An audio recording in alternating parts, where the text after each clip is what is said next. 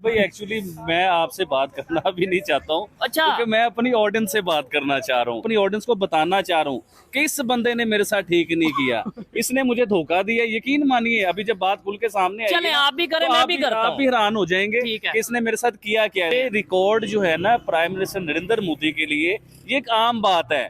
पहले वो गुजरात के 3 बार सीएम नहीं बने, ये रिकॉर्ड नहीं है। ठीक है। अब वो इंडिया के तीसरे वजीर आजम बन रहे हैं, ये रिकॉर्ड नहीं है। ठीक है। इंडिया चांद पे जाके बिठाया उन्होंने, ये रिकॉर्ड नहीं है। इंडिया की ट्रेड पूरी दुनिया में जो हो रही है, ये रिकॉर्ड नहीं। इंडिया के पहले प्राइम मिनिस्टर बने नेहरू साहब जो है ना, वो पहले प्राइम मिनिस्टर बने और वो दूसरी बार तीसरी बार फिर प्राइम मिनिस्टर बने।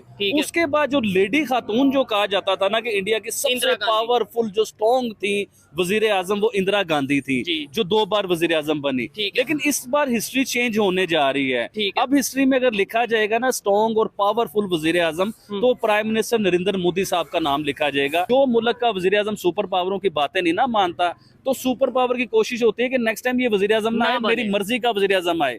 और मैं दाद देना चाहूंगा नरेंद्र मोदी को कि उन्होंने अपने मुल्क के लिए क्या क्या काम किए कि तीसरी बार फिर वजीर आजम बने और उन सबसे टक्कर लेके वजीर आजम बने। तकलीफ होती है देख के कि यार हाफिज अली मैसेज दे रहा है दोस्ती का, तो भाई क्या दुश्मनी के मैसेज दूं, जंग के मैसेज दूं? क्या कहूँ दोनों मुल्क आपस में जंग कर लो, बम फाड़ लो आपस में, मैं ये कहूँ आपको? या फिर मैं आपको अपना दिल निकाल के दिखाऊं कि मुझे पाकिस्तान से कितना प्यार है? अच्छा, पाकिस्तानी हो के मुझे ये यकीन दिलवाना पड़ेगा? पाकिस्तान का सच्चा दुश्मन और इंडिया का सच्चा मुखलस हुक्मरान है। तो हमेशा दुनिया में जो चेंज आता है ना, वो एक्सट्रीमिस्ट ही लेके आते हैं। और किसी भी कौम की तारीख को पढ़ लें तो एक्सट्रीमिस्ट ने ही चेंज लेके आया है। तो ये है कि और मोदी की दोबारा आने की वजह ये है कि उसने इंडिया की मईशत को बहुत ऊपर लेके आया कि दुनिया की बड़ी मईशत में आ गया। बीजेपी की पार्टी है, इसका जो एजेंडा है वो बेसिकली तो मुसलमानों के खिलाफ है। तो अब पिछले 5 सालों को देखा जाए तो काफ़ी बेहतरी आई है।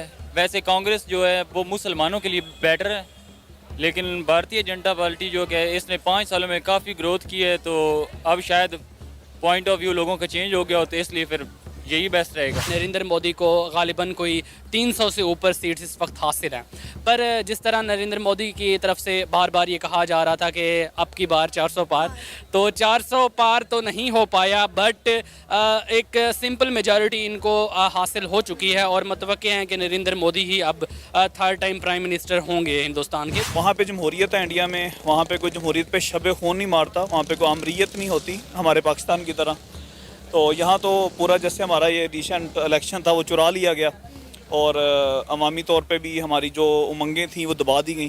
तो इंडिया में डिज़र्व होता है। बाकी जो मुस्लिम्स का है वो ये है कि वो मेरे ख्याल में शर से बचने के लिए होता है कि इसने आना तो है ही है, तो अभी इसकी सपोर्ट कर लें, नमाज़ें पढ़ लें, शायद हमारी कोई भलाई हो जाएगी, लेकिन छोड़ना उसने नहीं है। यही एक्स प्राइम मिनिस्टर था जो कि कारगिल की वार में हार का सबब बना था, नवाज शरीफ। उस वक्त पाकिस्तानी जो आर्मी थी, अगर उस वक्त तो देखे जाए तो पाकिस्तानी आर्मी कारगिल वार पर काफ़ी स्ट्रॉन्ग थी, लेकिन हमारे प्राइम मिनिस्टर की जो नाकिस पॉलिसियों की वजह से ही तो फिर मामला ख़राब हुआ था। अब तो वो तो फिर यही कहेगा, क्योंकि पूरा पाकिस्तान यहाँ पाक फौज के खिलाफ बोल रहा है, तो फिर उसे तो वो तो एब्सोल्युटली कहेगा कि हम ख़राब थे, लेकिन उस वक्त तो हम बिल्कुल स्ट्रॉन्ग कंडीशन में थे। इलेक्शन से कई मंथ कबल ये बहुत से माहिरीन कह चुके थे इस एतबार से कि जिस रुख में नरेंद्र मोदी भारत को इस वक्त ले जा चुका है, बहुत मुश्किल है कि कोई भी जो उनका मद्दे मुकाबला है उन्हें शिकस्त दे पाए इस इलेक्शन के। फ़र्क ये है, एक तो कैमरे के सामने जो जमहूरियत है वो अलग जमहूरियत है, एक जमहूरियत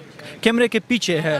हम लोग शो एक चीज़ करवाते हैं और होता कुछ है। तो हमारे यहाँ सबसे पहला डिफरेंस तो यही है कि अगर हमारे यहाँ जो जमहूरियत कैमरे के पीछे है, अगर वो जमहूरियत और जो कैमरे के सामने, अगर कैमरे वाला जमहूरियत हो फिर तो सब कुछ ठीक है, ठीक हो। ये झगड़े होंगे ना, ये इस्टेब्लिशमेंट के ख़िलाफ़ कोई बोलेगा ना, कुछ होंगे ना आर्मी वाले प्लान, ये कुछ भी नहीं होगा, सब कुछ ठीक होगा। अब यहाँ पे तो वही अप्लाई हो रहा है, कैमरे के सामने एक जमहूरियत है और कैमरे के पीछे कोई और जमहूरियत है। यहाँ बस ये सिर्फ शो करवाते हैं कि कैमरे में हमारी जमहूरियत कैसी है, लेकिन अगर पीछे देखा जाए तो हमारी जमहूरियत तो बिल्कुल है ही नहीं। तो इंडिया में जमहूरियत है, वहाँ पे बिल्कुल है। वो कैसे? वो इसलिए कि अभी जो इलेक्शन हुए हैं ना वहाँ पे कोई झगड़ा हुआ है, ना कोई एजिटेशन हुए हैं, ना किसी ने कोई ना कोई एहतजाज किया हुआ है। तो यही फ़र्क है। हमारे यहाँ क्या हुआ है?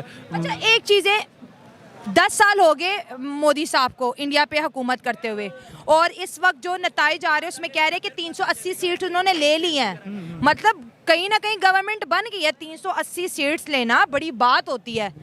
तो वो उनके वजीर आजम 5 साल भी पूरे कर लेते, 10 साल भी, और अगले मोदी साहब समझ लो 15 साल उनको मिल गए। हमारी तारीख उठा के देख ले, कोई वजीर आजम 5 साल नहीं पूरा किया। बिल्कुल 1947 से लेकर आज तक कोई एक भी कंफर्म नहीं हुआ है। वो इसीलिए कि ना ये बातें एक करते हैं और करते कुछ भी नहीं है। वही जो मैंने आपको पहले कहा है वही चीज़ है। इस चीज़ में अगर बंदा चेंज ले आए कि जो चीज़ कैमरे के सामने है वही अगर कर ले। यहाँ पे ना एक तो आवाम हमारी इतनी गर्क है कि सिर्फ नाम जो है वो जमहूरियत का ले लेते हैं, एक भी नहीं है। कुछ जो बतानी चोरों के पीछे हैं उनको वही सही लगते हैं, कुछ पिटाई आवाम एक पेज पे नहीं है, आवाम एक पेज पे नहीं है। उनका जो वे है, रास्ता है, वो काफ़ी गलत है। सब लोगों की थिंकिंग गलत है। और जो इंडिया वाले हैं उनकी जगह कहाँ ले सकते हैं? इंडिया वालों की जगह भी नहीं ले सकते। हाँ। जगह तो क्या, वो हमारे हम उसके बराबर भी नहीं है, कुछ भी, नथिंग। मतलब वो अगर आज वो इतना हमसे आगे हैं, वो मोदी जी की एक इंटरव्यू आपने देखी भी सुनी भी होगी, वो मोदी जी खुद कहता है कि पाकिस्तान को छोड़ दिए कुछ भी नहीं है हमारे सामने। ये अब अभी खुद को ना एक स्टेज पे लाने के लिए बार बार हमें वो पॉइंट टू द पॉइंट करते हैं, हमारा नाम ले लेते हैं कि इंडिया ये है, इंडिया वो है। वो हमें बिल्कुल समझते ही नहीं। हम उनके वो ना वो एक उन्होंने कहा था कि सुबह का नाश्ता हम लाहौर में करेंगे, तो उनके लिए पाकिस्तान आज भी कुछ नहीं है। सिर्फ हम लोग जो शो करवाते हैं कि हम बहुत बड़ी चीज़ है। भाई अगर हमें कोई सीरियस नहीं ले रहा है। वह